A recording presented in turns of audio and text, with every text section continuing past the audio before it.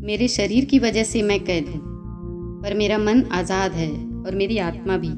मैं अब भी बड़े सपने देख सकती हूँ और आसमान में उड़ सकती हूँ। यह लाइन है मुनीबा मज़ारी की।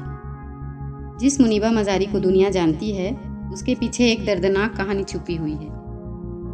3 मार्च 1987 बलूच में जन्मी मुनीबा मज़ारी का परिवार रूढ़िवादी परिवार था।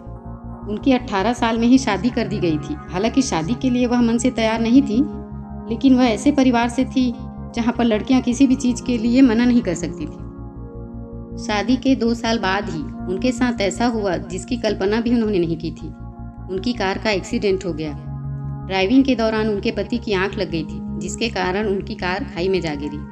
उनके पति ने तो किसी तरह अपने आप को सुरक्षित निकाल लिया, लेकिन मुनीबा मज़ारी उस समय गाड़ी में ही थी। वो चोट खाते हुए नीचे गिर गई। कुछ लोगों ने उन्हें गाड़ी से निकाला। वह गाड़ी में बुरी तरह से फंस गई थी। उन्हें बहुत ज़्यादा चोटें आई थी। उन्हें होश भी नहीं था। उन्हें हॉस्पिटल ले जाया गया, जहां डॉक्टर्स ने बताया कि उनके राइट हैंड की कुहनी की हड्डी टूट गई है, कंधे की हड्डी भी टूट गई है और तो और उनकी रीढ़ की हड्डी भी टूट चुकी है। इसके बाद डॉक्टर्स ने जो बातें मुनीबा मज़ारी को बताई, वो बातें बहुत ज़्यादा शॉकिंग थी। मुनीबा मज़ारी को पेंटिंग का बहुत शौक था।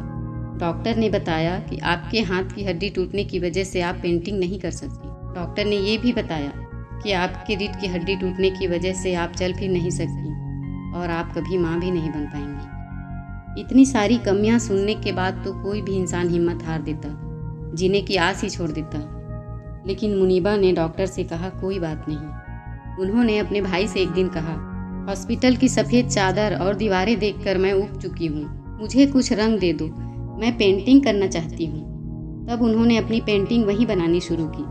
अपनी फीलिंग्स को कैनवास पर उतारने लगी। इस हादसे के बाद उनके पति ने तो उनका साथ छोड़ दिया था, पिता ने भी साथ नहीं दिया। लेकिन इन सब के बाद भी मुनीबा ने अपना हौसला नहीं खोया और उन्होंने ऐसे बड़े फैसले लिए जिससे उनके जीवन की दिशा ही बदल गई। मुनीबा का अपने पति से तलाक हो गया। यह सिचुएशन सबसे कठिन था। उन्होंने अपने आप को इमोशनली स्ट्रांग रखा। अपने पति की दूसरी शादी की खबर सुनकर भी मुनीबा ने उन्हें ब्लेसिंग्स दी और आज भी उनके लिए दुआ करती हैं। माँ नहीं बन पाने की बड़ी कमी को उन्होंने एक बच्चे को गोद लेकर पूरा किया, जो 2 साल का था। उन्होंने अपने पेंटिंग के शौक को जारी रखा और लगातार पेंटिंग्स करती रही। वो पहली व्हील चेयर मॉडल बनी। संयुक्त राष्ट्र में पाकिस्तान की नेशनल एम्बेसडर भी हैं। न्यूज़ एजेंसी BBC ने 2015 में मुनीबा का नाम अपनी 100 वुमन सीरीज में शामिल किया। फोर्ब्स ने 2016 में 30 साल से कम उम्र की दुनिया की 30 शख्सियतों में शुमार किया। पाकिस्तान की आयरन लेडी से उन्हें नवाजा गया। ये सारी उपलब्धियां पाना आसान नहीं है, खासकर तब जब आप पूरी तरह से टूट चुके हो।